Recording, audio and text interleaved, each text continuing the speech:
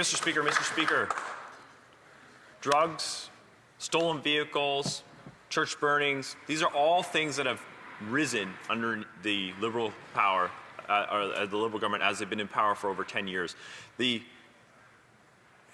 you were to graph the crime rates, if you listen to the Liberals, you'd say, oh, the Canadians have never had it so good. They've never had it so good. But if you were to, and crime is at historic lows, Mr. Speaker. Now, if you were to graph crime, the interesting thing about graphs is always maybe the time stamp. So if you were to graph the time stamp or put the time for the last 100 years, yes, Mr. Speaker, crime is at an average rate and lower than it was, say, 100 years ago. But the population of Canada was completely different and much, much smaller. And so the sample size as the crimes per capita, as most of the time it's referenced, when you change the denominator by the factor of millions, it does happen to change the rate significantly. But if you were to take a time scale of, say, the last 30 years, Mr. Speaker, it's a very interesting graph to look at. It's a declining rate. It was stabilized in the 90s, and then in the middle 2000s, it starts declining. And it declines rapidly for a period of time, leading up to 2015. In 2015, leading into 2015, from 2013 to 2015, that graph drops dramatically. And then, interestingly, there's a complete reversal. You could say, oh, we expect a flattening out, or perhaps, or something like that. But no, it's not a flattening out. It turns around immediately. It just turns around. And something very interesting happened in 2015, Mr. Speaker. The Liberals got elected to power in this country. And since then, that incline just been taking off. It's been taking off, and it continues to climb. And so we are now back. Currently, we are back to the last 100-year average. Again, the time scale that matters 100%. But we're kind of back to an average. And so when the Liberals say that, I'm not here to dispute that with them. But I would say that in a rolling average of maybe 5 years, we are way past where that is. Now, that's statistics, and you know what they say about statistics. But Mr. Speaker, the reality on the ground is that people feel this, people know this, people understand this. When the police in Toronto are telling you to leave your keys near the door so that if somebody comes to steal your vehicle, at least they'll find your keys quickly and they won't disturb the rest of your house. This stuff is happening in our country, and we do that. So now you hear from the Liberals all the time. They say, "Oh, jail, not bail." Look at those; those are just words. They're not actually action, but they mean something. People understand what that means, and so I acknowledge that Bill C-14 comes out of the last election. It comes out of the campaign that we fought for jail, not bail. Those are words, but they mean something, and they give a political will to what we would do if we were in power. I referenced it earlier today. I referenced in Vancouver, 44 individuals, or 44 or 43 individuals, caused 1,100 police interactions in 1 year. In 1 year. And many of them were out on bail. And we have one case after another of violent crimes committed by people who are out on bail, often for the second or third time.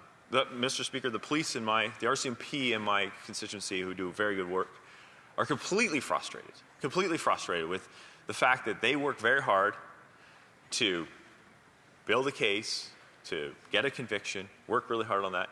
They arrest somebody within hours, within 4 hours.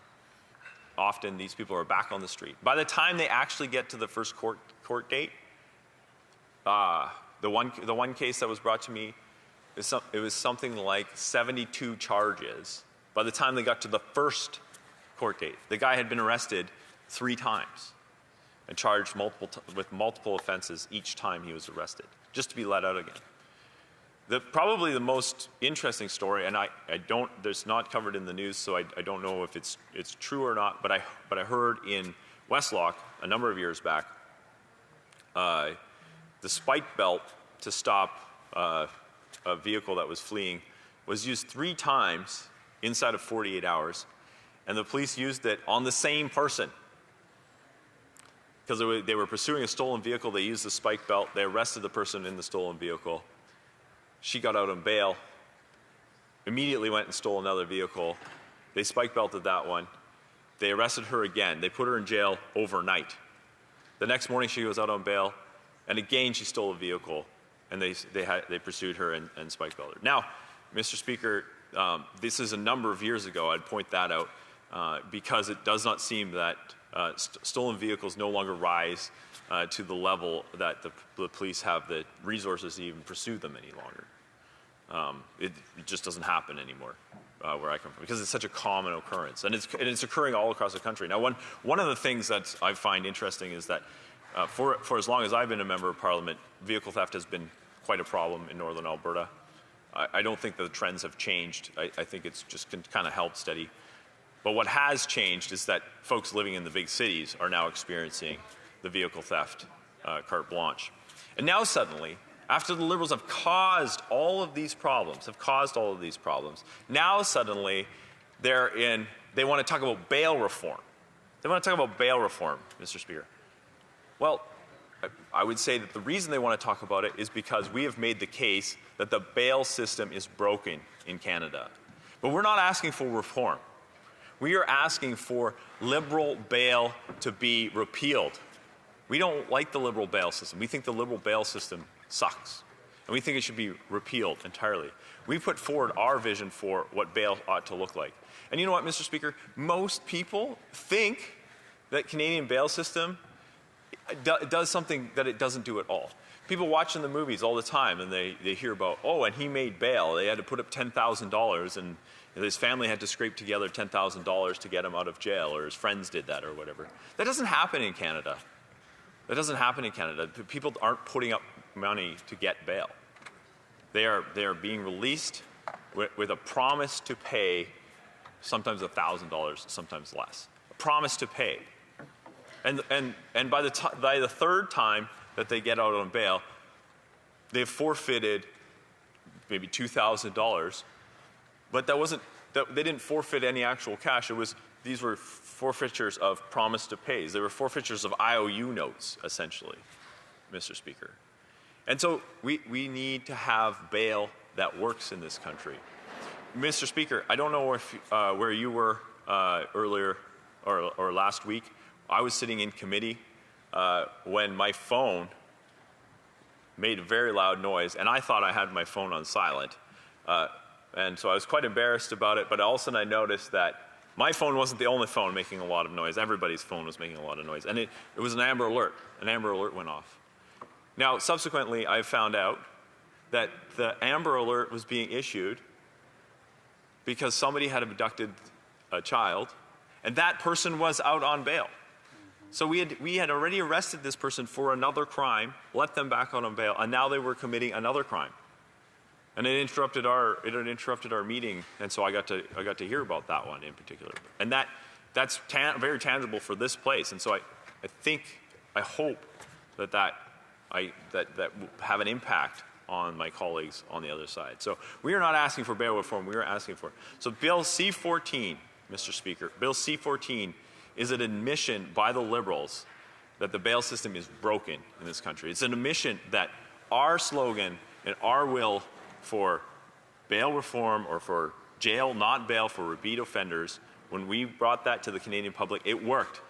They're stealing our homework again, Mr. Speaker, and I'm happy about that. But I do wish that they would go the whole way and repeal Liberal bail and bring in an actual bail system that works in its entirety. So, Mr. Speaker, I have lots to say on this. I spoke extensively at C-75. I was actually asked to be a witness to the Senate committee on C-75.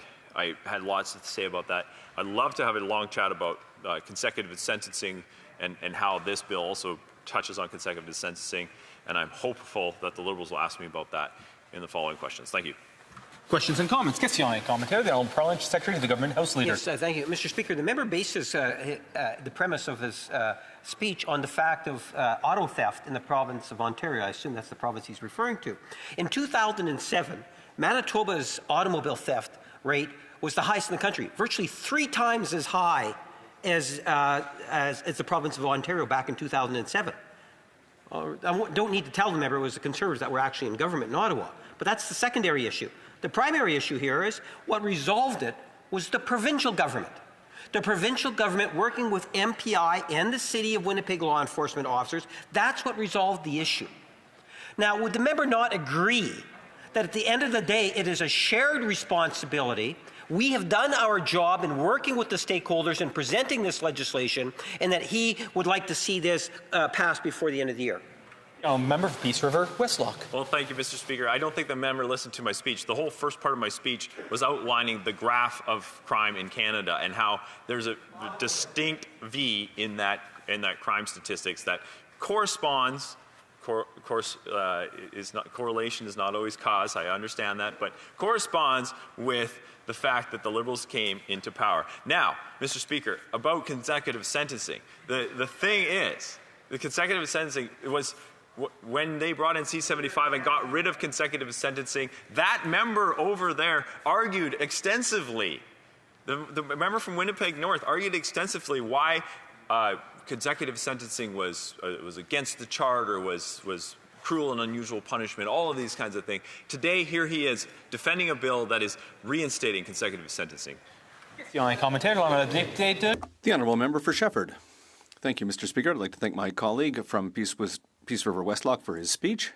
And both of us, we are concerned about human trafficking. We're working on a multi-party group that's focused on human trafficking and modern slavery. Here in this bill, there's a reverse onus idea that's introduced relative to human trafficking. Is this new provision something that is really going to make a big difference to fight this major issue, which I think needs a much wider approach? The Honourable Member for Peace River, Westlock. Thank you, Mr. Speaker, and I want to thank the member from Sheffield for her great work on the all-party group to end human trafficking and modern-day slavery. One of the reasons that I ended up at the committee, Senate committee hearings on C-75 was in that role as an all-party chair of that committee. I was there with Senator Christmas at the time, who was another co-chair back then. We pointed out that C-75 not only ended consecutive sentencing for human traffickers, but it also, in many cases, human traffickers trafficked many victims. It got rid of the consecutive sentencing, but it also allowed for house arrest for human traffickers. Human traffickers are often operating from their house, Mr. Speaker. Putting them back in their same environment for them to operate from is total ludicrous. And so while we appreciate the acknowledgement that the Liberals have failed in the introduction of C-75 and the need for repeal of the Liberal bail, there is many other things that we need to do. Thank you, Mr. Speaker. Comments, the Honourable Member for Edmonton Manning. Thank you, Mr. Speaker. This bill still allows serious offenders, including those guilty of robbery, trafficking, or firearm-related crimes, to serve time at home or house arrest. This is a loophole in this bill.